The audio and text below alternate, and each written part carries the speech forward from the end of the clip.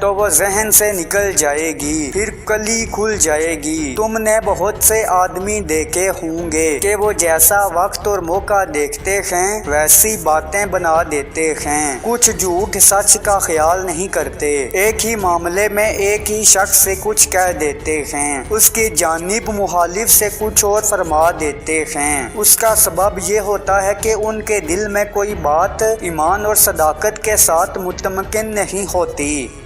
مسلمانوں نے ہمیشہ رواداری کو اپنا شیوا بنایا ہے، لیکن جب کفر الوحاد اپنا غلبہ حاصل کرنا چاہتا ہے تو مسلمان اس کے مقابلے کے لیے ڈٹ کر کھڑا ہو جاتا ہے۔ بادشاہ اکبر کی بے جا رواداری اور ملکی سیاست میں ہندوؤں کے عمل دخل کی وجہ سے ملک میں کافرانہ طور طریقے اس قدر رائج ہو گئے تھے کہ مسلمانوں کی آزادی خود ان کے دینی معاملات میں بھی ختم ہو گئی تھی۔ چنانچہ اکبر کے آخری دور میں اسلام کی بلندی کے لیے حضرت مجدد الف ثانی رحمت اللہ علیہ کھڑے ہوئے۔ آپ نے جہانگیر کے زمانے میں محض دین کی خاطر قید و بند کی سختیاں جھیلیں اور اسلامی قدروں کو نئے سرے سے فروغ دیا۔ ان کے اثر سے شاہ جہاں اور اس کے بعد ان کا بیٹا اورنگزیب دین کا خادم بنا، لیکن اورنگزیب کے بعد ہی اس کے بیٹوں کے باہمی نفاق اور کمزوری کی وجہ سے مغلیہ سلطنت کا زوال شروع ہو گیا۔ مرہٹوں اور ہندوؤں کے کئی گروہوں نے سر اٹھایا، انگریزوں نے اپنے قدم جمائے اور ملک میں انتشار پھیل گیا، لیکن ایسے گئے گزرے حالات میں بھی قوم کو فروغ دینے اور اسلام کو سر بلند کرنے کے لیے کوششیں جاری رکھیں۔ ڈاکٹر غلام مصطفیٰ خان جبل پور میں پیدا ہوئے۔ والد کا نام گلاب خان تھا، جو نسلاً پٹھانوں کو یوسف زئی خان وادے سے تعلق رکھتے تھے۔ ابتدائی تعلیم جبل پور سے حاصل کی، پھر اعلیٰ تعلیم کے لیے علی گڑھ چلے گئے۔ وہاں سے انہوں نے فارسی، اردو اور قانون کا امتحان پاس کیا اور امروتی کالج ناگپور میں بطور استاد مقرر ہوئے۔ قیام پاکستان کے بعد وہ کراچی چلے آئے، جہاں وہ پہلے اردو کالج اور پھر سندھ یونیورسٹی میں صدر شعبہ اردو مقرر ہوئے۔ ڈاکٹر صاحب کو بے شمار سرکاری و غیر سرکاری اعزازات سے نوازا گیا۔ وہ ہندوستان، پاکستان اور بنگلہ دیش کی یونیورسٹیوں میں پی ایچ ڈی سطح پر لکھے جانے والے کئی مکالمات کے ممتحن رہے۔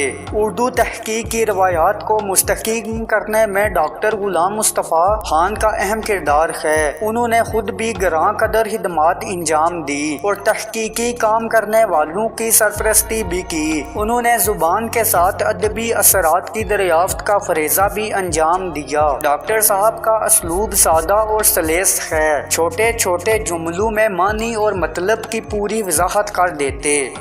بعض آدمی ایسے ہوتے ہیں کہ وہ کبھی جھوٹ نہیں بولتے، مگر ہاں وہاں جہاں ان کو کچھ فائدہ ہو۔ یہ بات زیادہ تر دکانداروں اور اہل پیشہ میں ہم دیکھتے ہیں کہ وہ سب سے طرح بھلے مانس ہوتے ہیں، مگر اپنے پیشے میں اپنے فائدے کے لیے جھوٹ بولتے ہیں۔ مثلاً دکاندار چیزوں کا بھاؤ جھوٹا بتلاتے ہیں، وکلا مقدمات جھوٹے لڑتے ہیں۔ ایسے جھوٹ کو نہ وہ خود بولنے والے برا جانتے ہیں، نہ اس کو لوگ برا سمجھتے ہیں۔ جیسے کوئی شاعر اشعار میں جھوٹا مضمون گانٹتا ہے، اگر یہ عیب ان میں نہ ہو تو پھر ان کے بے عیب ہونے میں کچھ شبہ نہیں رہتا۔ بچوں کو صرف ان دو قصوروں پر سزا دینی چاہیے۔ دوسری صورت جس میں ایک جھوٹی بات کو نئے سرے سے گھڑ کا اختراع کرتے ہیں، اس کے دوراگ میں راستی اپنا فروغ دکھائے اور جس سچ پر جھوٹا ملمہ چڑھایا جائے اس کی کلی کھل جائے اور وہی راستہ جو ان کے دل کے اندر دوڑ رہی ہے ان کے ذہن سے اس اختراعی جھوٹ کو بلا دے۔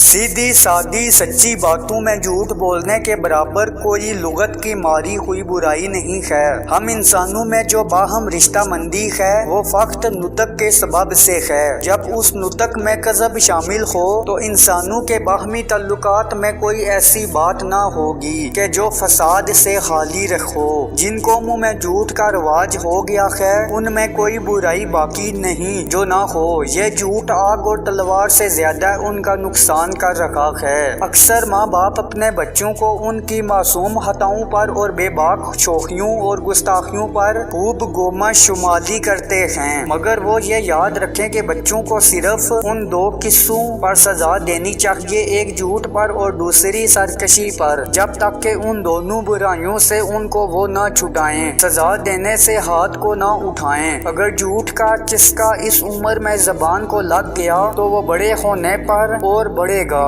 بعض بھلے مانسوں کو ہم دیکھتے ہیں کہ جھوٹ بولنے سننے کی بیماری ان کے پیچھے لگی ہوتی ہے۔ دوسری صورت جس میں ایک جھوٹی بات کو نئے سرے سے گڑھ کر اختراع کرتے ہیں، اس کے متضاد کوئی سچی بات ایسی دل پر منکش نہیں ہوتی کہ وہ اس سے جنگ زرگری کرے۔ پہلی صورت میں تو سچ کو جھوٹا لباس پہنایا تھا، اس کا لباس اتار کر اصل حقیقت کا دیکھ لینا آسان تھا، مگر دوسری صورت میں جھوٹ کا پتلا بنایا ہے۔ یہاں جھوٹ کے پکڑے جانے کا خوف کم ہے، مگر اس کے ساتھ یہ اندیشہ ضرور ہے کہ اگر حافظے میں اس پتلے کے بنانے کی ترکیب خوب جانشین نہیں ہے تو وہ ذہن سے نکل جائے گی، پھر کلی کھل جائے گی۔ تم نے بہت سے آدمی دیکھے ہوں گے کہ وہ جیسا وقت اور موقع دیکھتے ہیں ویسی باتیں بنا دیتے ہیں، کچھ جھوٹ سچ کا خیال نہیں کرتے، ایک ہی معاملے میں ایک ہی شخص سے کچھ کہہ دیتے ہیں، اس کی جانب مخالف سے کچھ اور فرما دیتے ہیں۔ اس کا سبب یہ ہوتا ہے کہ ان کے دل میں کوئی بات ایمان اور صداقت کے ساتھ مطمئن نہیں ہوتی۔